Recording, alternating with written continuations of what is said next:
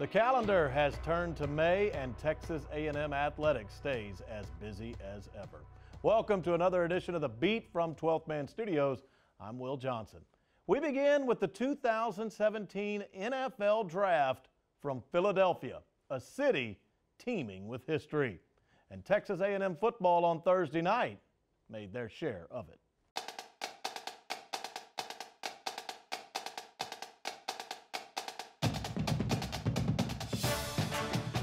A&M has made a name for itself in recent NFL drafts. The 2017 edition would be no different.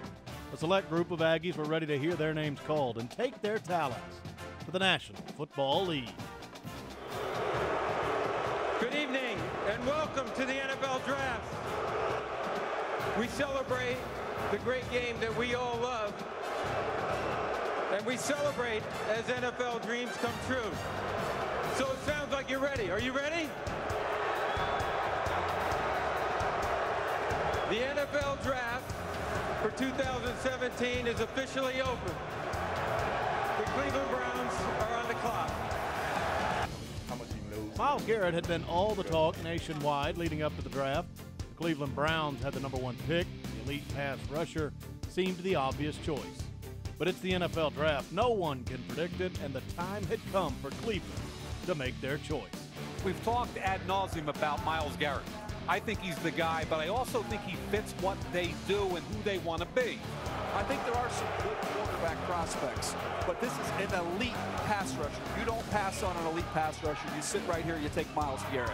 Myles Garrett eclipsed what Jadeveon Clowney did as a freshman, had a great sophomore year, with 19.5 tackles for loss and 12.5 sacks. He was banged up this year. They still had production, yet we're hearing all this criticism like he's not even one of the best 50 players in the daggone draft. Get real. Myles Garrett deserves to be the #1 pick overall.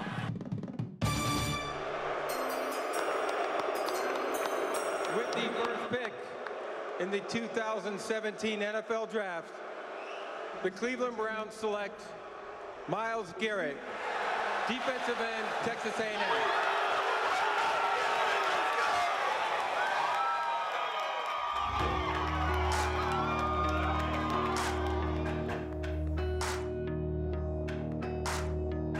History made. Myles Garrett became Texas A&M's first ever #1 selection in an NFL draft, a moment Myles, his family, and Aggies everywhere will remember for a long time. But not only was it a special time for Myles, over the course of the 3-day event, a total of 4 more Aggies were picked, a true testament to this football program and the players that come from it. With the 50th pick in the 2017 NFL Draft, the Tampa Bay Buccaneers select Justin Evans, defensive back, Texas A&M.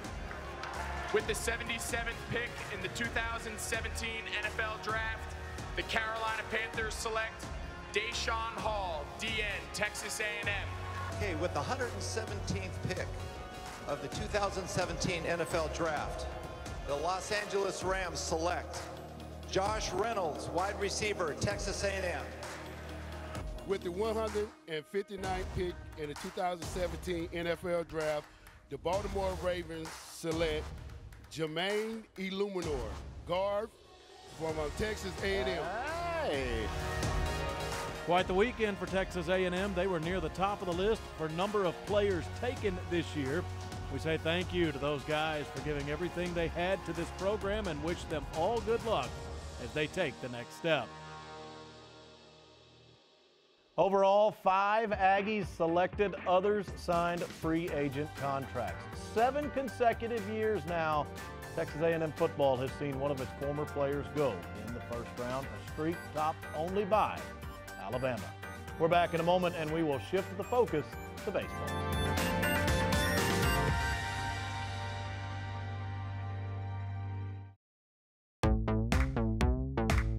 The Beat, brought to you by ASCO, your place for case construction equipment in Texas. Welcome back to The Beat. Aggie pitcher Casein Sherrod stands 6'4", 215 pounds on the mound. He is an intimidating figure, especially so when he brings a 90-plus mile-per-hour fastball to the plate. However, life has thrown Casein its share of curveballs. He's had to adapt and at times persevere. but Casein Sherrod has met every challenge face to face and head on. Olson Field at Bluebell Park, home to one of the most boisterous, noisy fan bases in college baseball. In the right moment, it can feel deafening. When the game is on the line, the faithful will tell you.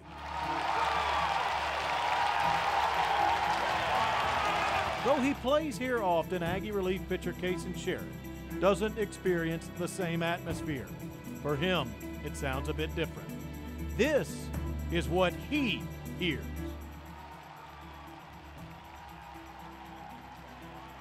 Casein is diagnosed with moderate to severe hearing loss, hearing only 53% of what most people do, and he has dealt with it his entire life. My hearing loss was caused due to premature birth, and so it's nerve damage, permanent nerve damage, so it can't be fixed. I have to really try focusing on, body language, and lip reading is something I do a lot. Yeah, I'll hear them most of the time, but sometimes I don't catch the detail that they might be telling me. Casein got his first pair of hearing aids before he was in grade school, but struggled to wear them on a regular basis. When I first got the hearing aids, I was just felt like I was kind of like an outsider. I was very insecure about it, kind of like, oh, I don't want to be seen. I was kind of shy. My teammates and coaching staff and all the mentors I had in my life, really helped push me to get them and push me to wear them. And, truly, if I didn't have them and their support and my family's support, I wouldn't be where I am today. Casein's circumstances are particularly unusual. While hearing loss affects him on a daily basis, it is the hardship of another in his life that has resonated. Growing up, I have an autistic brother who's now 28, and he means the world to me. And there's not a day that I don't think about him. And he puts a smile on my face, and he puts a smile on everybody's face that he interacts with. There's so many barriers and challenges that come with being in a household with a kid with autism, and you get to go through those barriers and different circumstances, and you got to have patience because you got to help them with everything, and your day is not going to be as smooth as the normal person's.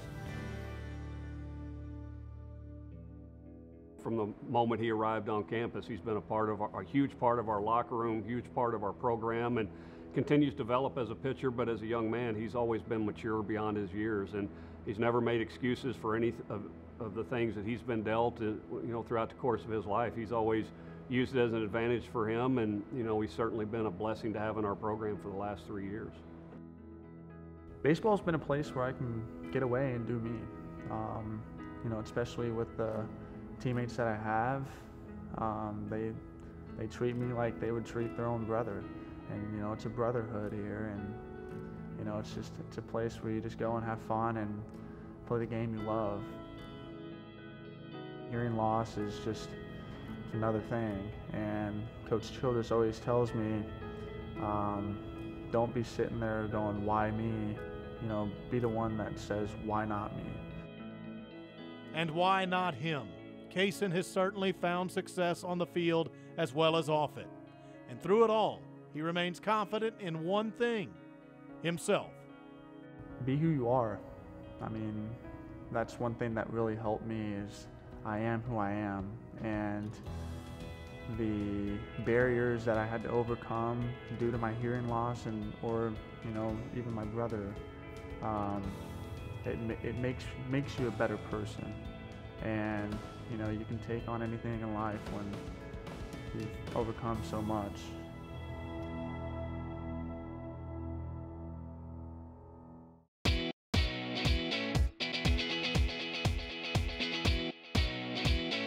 The Texas A&M Mississippi State Series starts on Thursday from Olson Field at Bluebell Park. The Bulldogs are atop the SEC West, tied with Auburn.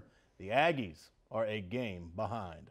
We have with us lounging right now second baseman of freshman Braden Shoemake and right-handed pitcher Stephen Kolek. Texas A&M, quite frankly, the hottest team in the SEC in the month of April. Braden, I want to start with you. I just mentioned the Mississippi State series. These 3 games with the Bulldogs, it'll be electric. You guys both are fighting for an SEC West and maybe an SEC overall crown. Is this why you come to Texas A&M for moments like these? Absolutely. These are going to be 3 packed games. Fans are going to come out. We know we got to play our best baseball. They're going to bring their A game, so we're going to have to do what we can to at least take 2, if not try to get all 3 from them.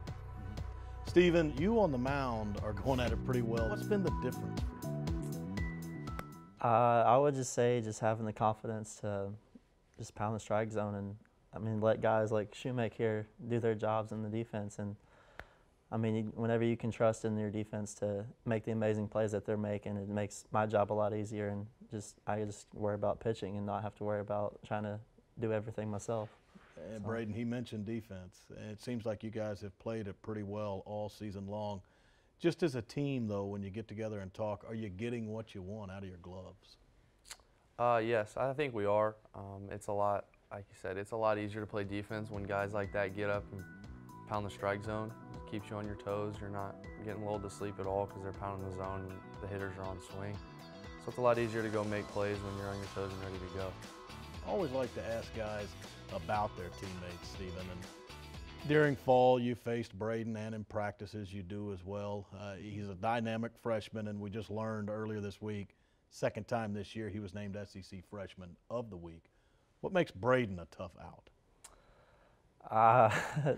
There's a lot of things. I mean, he has a solid swing. I mean, there's not a lot of holes in him.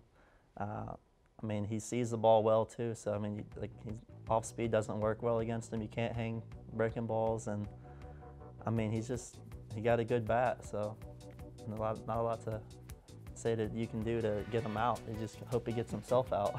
Gotcha. But on defense, you play right behind a pitcher, and you're getting to see Stephen go through such a great month. What makes him so dynamic on the mound? Stephen's stuff is electric. His fastball moves a lot, unbelievable amount. His cutter's one of the best pitches I've seen in the game in a long time. He can throw all of his pitches for strikes. He mixes speeds very well, and he can locate everything. So it's not. I'll tell you personally, it's not fun to hit when a guy's up there doing that. And Braden, for you, mentioned it's the second time this year you're the SEC Freshman of the Week. You're in the top 5 in the SEC in so many offensive categories. It's supposed to be more difficult on a freshman than this. How come it hasn't been for you? The older guys really took me under their wing when I got here. Joel was here, Homan was here, so we worked a lot in the cages, and they prepared me for what it's going to be like. They hold you accountable, but are still your best friend at the end of the day. So them keeping the atmosphere alight is a lot of help. All the best to you guys against Mississippi State. Thanks so much for the time. Thank you. Braden Shoemake, Stephen Kolek right here on the beat. Again, the Aggie Bulldog series begins Thursday night.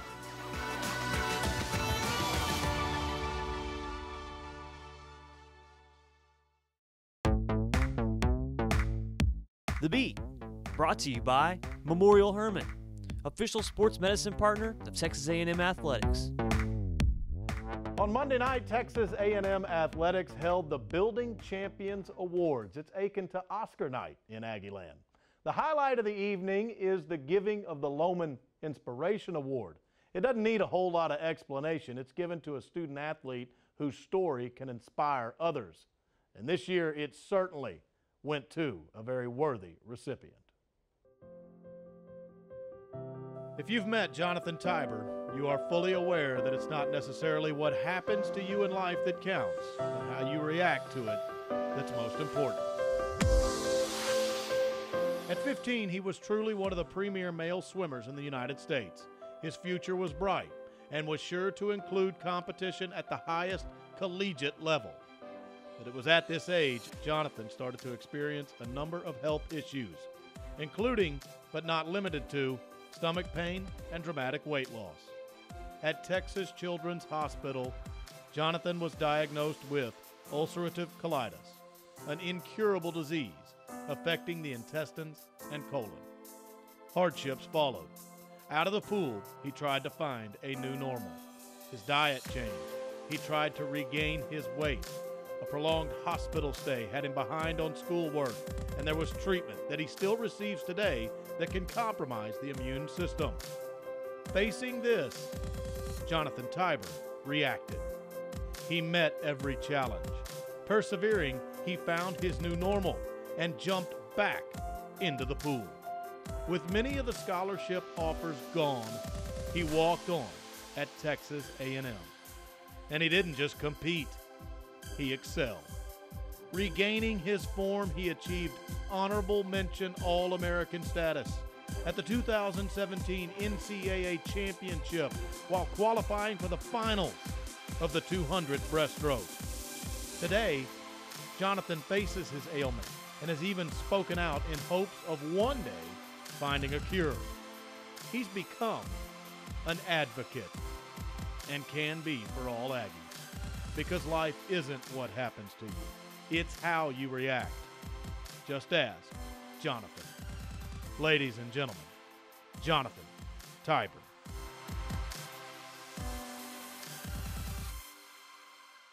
Congratulations to Jonathan and all the award winners on Monday night at the BCAs. We're back in a bit to close out this edition of The Beat.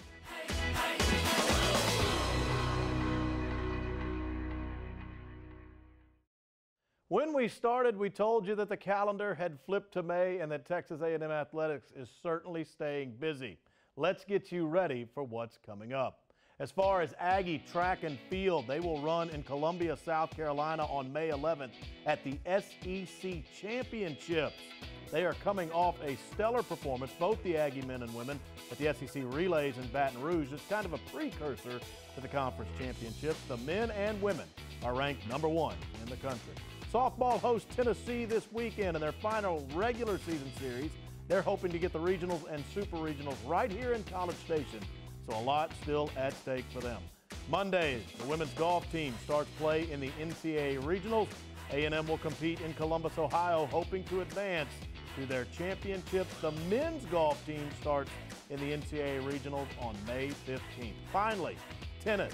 The NCAA tournament begins on May 12th. The Aggie men will likely host the first and second rounds at the Mitchell Center. Look for the A&M women in their bracket as well. With all of that, we have run out of time, but certainly a big month of May coming up for the Aggies. So long, everybody.